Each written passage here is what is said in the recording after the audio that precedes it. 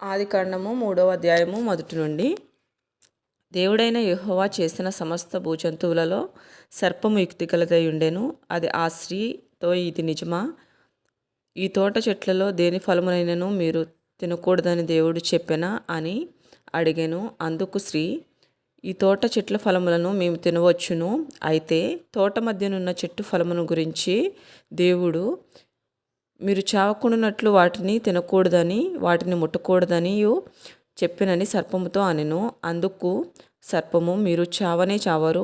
ఎలయనగా మీరు వాటిని తిని దినమున మీ కన్నులు తెరవబడననియు, మీరు మంచి చెడులను ఎరిగిన వారే దేవతల వలె ఉందురనియు దేవునికి తెలియనని స్త్రీతో చెప్పగా, స్త్రీ, ఆ వృక్షము ఆహారమునకు మంచిదనియు కన్నులకు అందమైనదనియు వివేకమునిచ్చు రమ్యమైనదనియు యుండుట చూచినప్పుడు ఆమె దాని ఫలములను కొన్ని తీసుకొని తిని తనతో పాటు తన భర్తకు ఇచ్చెను.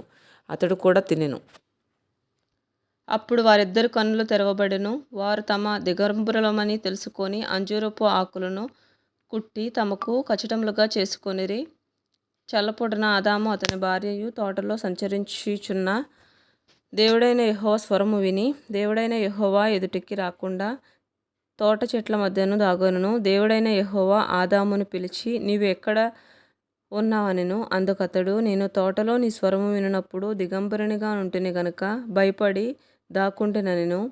అందుకాయన, నీవు దిగంబరివని నీకు తెలిపిన వాడెవడు? నీవు తినకూడదని నేను నీకు ఆజ్ఞాపించిన వృక్ష ఫలమును తింటివా అని అడిగెను. అందుకు ఆదాము, నాతో నుండుటకు నీవు నాకిచ్చిన ఈ స్త్రీయే ఆ వృక్ష ఫలములను కొన్ని నాకు ఇయ్యగా నేను తింటినెను. అప్పుడు దేవుడైన యెహోవా స్త్రీతో, నీవు చేసినది ఏమిటని అడుగగా, స్త్రీ, సర్పము నన్ను మోసపుచ్చినందున తింటినెను. అందుకు దేవుడైన యెహోవా సర్పముతో, నీవు ఇది చేసినందున పశువులన్నిటిలోనూ భూజంతువులన్నిటిలోనూ నీవు శపించబడిన దానివై నీ కడుపుతో ప్రాకుచు నీవు బ్రతుకు దినములన్నీయు మన్ను తిందువు. మరియు నీకును స్త్రీకిని నీ సంతానమునకును ఆమె సంతానమునకును వైరము కలగజేసేదను. అది నిన్ను తల మీద కొట్టును, నీవు దానిని మడమ మీద కొట్టుదు అని చెప్పెను.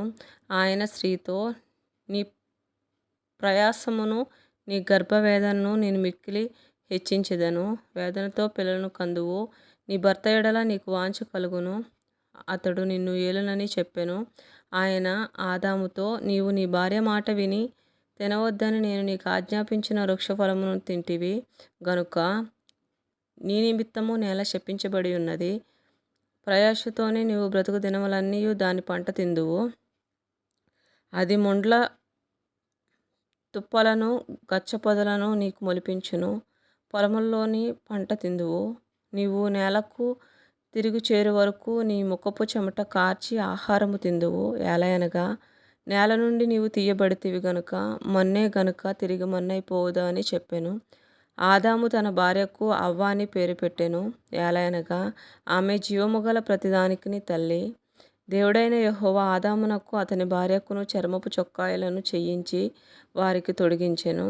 అప్పుడు దేవుడైన యెహోవా, ఇదిగో మంచి చెడులను ఎరుగునట్లు ఆదాము మనలో ఒకడి వంటి వాడాయను కాబట్టి అతడు ఒకవేళ తన చెయ్యి చాచి జీవవృక్ష ఫలమును కూడా తీసుకొని తిని నిరంతరము జీవించునేమో అని దేవుడైన యెహోవా అతడు ఏ నేల నుండి తీయబడెనో దాన్ని సేద్యపరచుటకు ఏదోను తోట నుండి అతనిని పంపివేశాను.